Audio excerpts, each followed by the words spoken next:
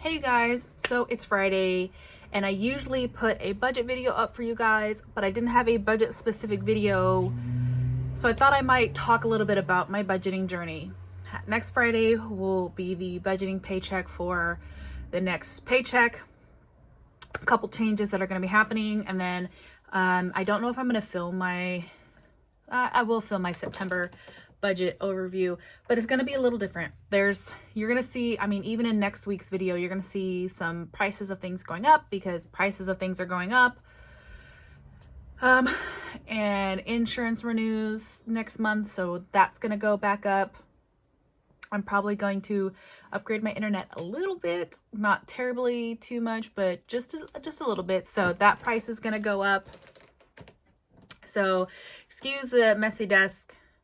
I'm still trying to get into my comfort zone. I do have my cloud sitting out, even though I'm not using it yet, and it is looking gorgeous. I can't wait to actually start using it. I did finally get a washi storage container. This is just miscellaneous planner stuff, journal, printer, with honestly my breakfast burrito sitting on it because I didn't want that to be in screen. Because, well, So, okay, so budgeting. I started budgeting probably October of last year because I have 3 credit cards. I am a single mom, single income home. One of the credit cards, I did put a lot of my home stuff on it. The other 2 was just a lot of spending that I told myself I would pay off immediately, and then I didn't. So I needed to get serious because if you guys have been following my journey at all or watching any of my videos, you guys know that I am on L&I. For people who don't know what L&I is, workers' comp. Same thing. Here in my state, it's L&I, Labor and Industries. For an injured shoulder, August 9th, it's been a year since my surgery and still not good. So we'll see what happens. But other than that, I decided that I needed to get credit card debt free because by the time I finish school, I hopefully will have my credit cards paid off, and then all the money that I was paying every month for my credit card could now go towards my student loan payment without it hurting me. So I was concerned that I wouldn't be able to pay my bills ahead like I normally do while I'm working while in L&I, but I knew some stuff about budgeting. I found the Budget Mom on Facebook with the post that my sister had shared. And then looking on YouTube, I started following a wonderful lady named Maury June. And between the Budget Mom and Maury June, I was super inspired. Now, granted, I don't stick to my budget every month. I'm not going to lie. I don't stick to my budget every month. But my bills are paid and I've already paid off 1 credit card and I am knocking off the other 2.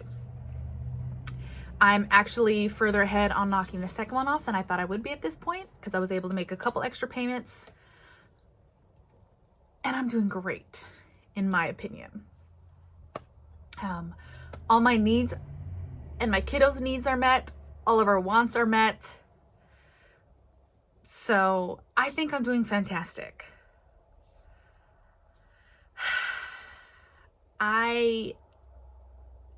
I've always been mostly financially responsible. Definitely getting hurt and only receiving 60% of my pay has taken its toll, but I'm still okay. I've never missed a mortgage payment. I've never missed a credit card payment. Never missed a car payment when I had to pay for my car, which I paid off early. I have been very responsible as far as that goes. I'll be honest, I do have shopping addiction. I usually only try to shop sales and make sure it's very affordable.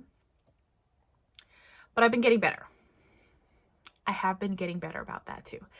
And it's all about baby steps. You're not going to be able to go from living how you were living and overspending to nothing.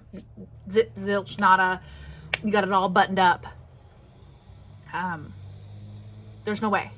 Because you have to break your habits. You have to break your patterns. So, I like having my Penny Pages budget tracker, my budget book. It's very helpful. I have fun stickers that I use in my monthly spreads.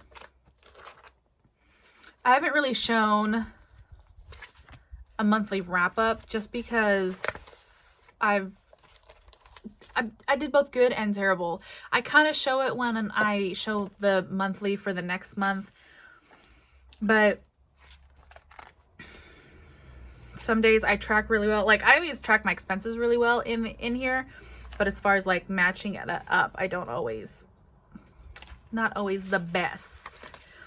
And you guys, budgeting is not about doing the numbers once and then it being done. Like, you constantly have to check your numbers, make sure you're doing stuff right. When costs of things go up or costs of things go down, like my garbage went up, my electricity just went up, so I had to put more money.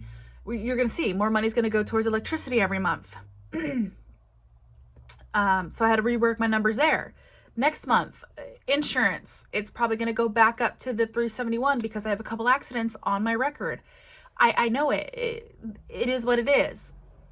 So that's going to go up. Now my internet's going to go up because I need faster speed with the kiddo being home doing school. It's not just me being home doing school. So I need an internet that can handle that workload a little bit more. So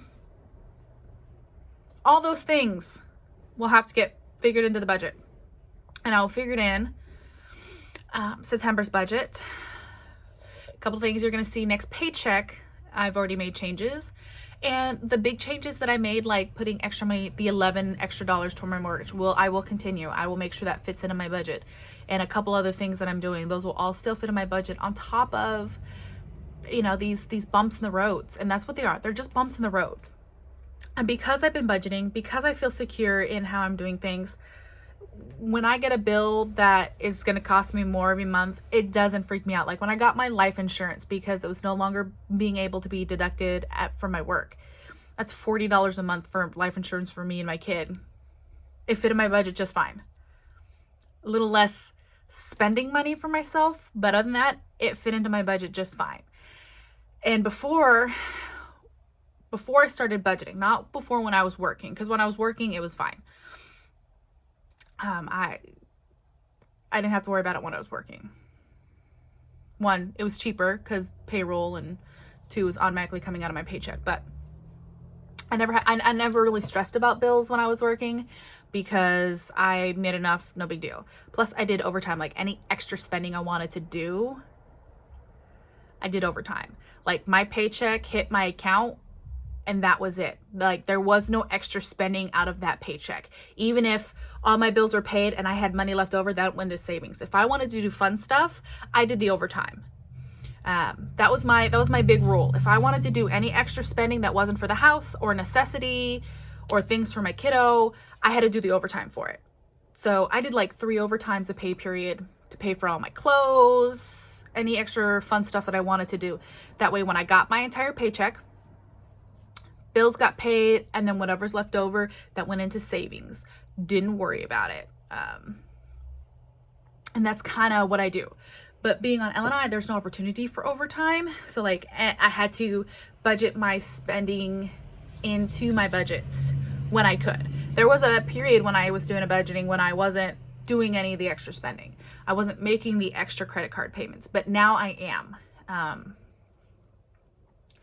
And it's like, it's bittersweet doing the math.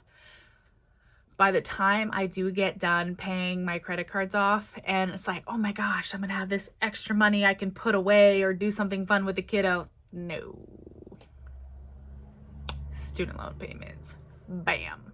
So like, but I look at it as instead of being stressed on where I'm going to come up with this extra money for my student loan payments, that's where that money is. And I'm still going to be able to afford my life and everything in it because I was already spending that set amount of money towards credit cards, and now instead of paying credit cards, it'll just shift towards that. I might work things around a little bit depending on what my student loan payment's going to be, like putting a little bit more towards mortgage. So mortgage can get, I can knock a little bit extra bits off my mortgage every month, and then a little bit towards maybe like family vacation stuff, to do fun stuff for my kiddo, because I don't want her to miss out just because I'm paying bills. My bills are not her problem. You know what I mean? So it's kind of where I'm at in my debt journey.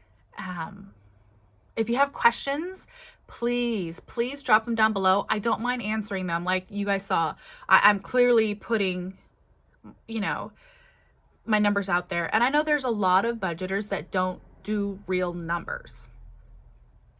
Well, in my real life job, all of my, because I do not work for a private company, all my numbers are out there anyways.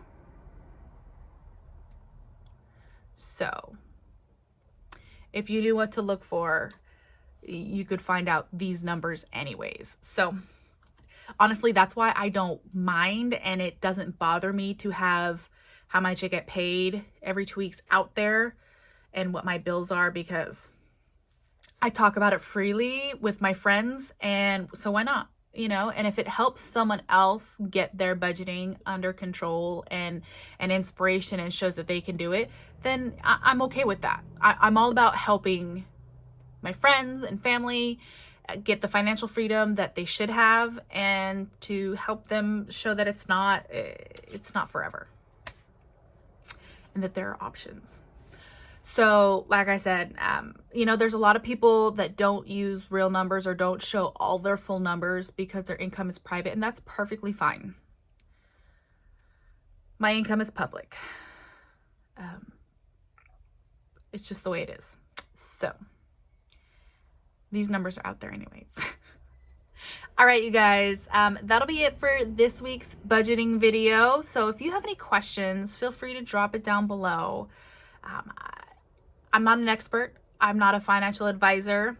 I'm just a lady who is tired of paying high credit card interest rates. So, yep. All right. I'll see you guys in my next video.